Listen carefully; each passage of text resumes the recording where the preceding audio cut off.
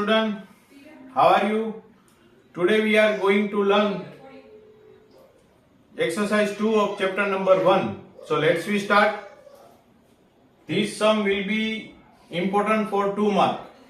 The electrical force on a small sphere of 0.4 microcoulomb due to the another small sphere of charge minus 0.8 microcoulomb.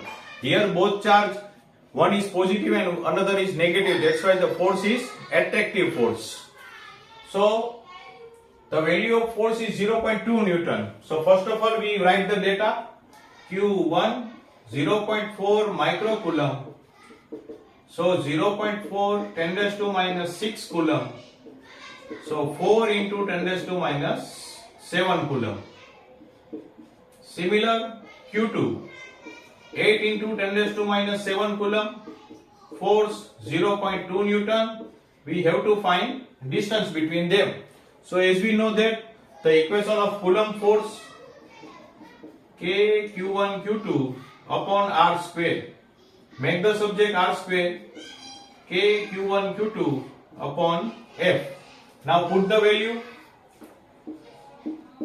K 9 into 10 raised to 9, Q1 4 into 10 raised to minus 7, 8 into 10 raised to minus 7 divided by force. It will 0.2 Newton. So write 2 into 10 raised to minus 1 Newton.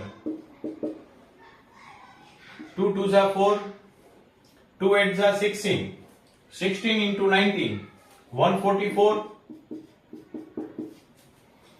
minus 1 plus 1.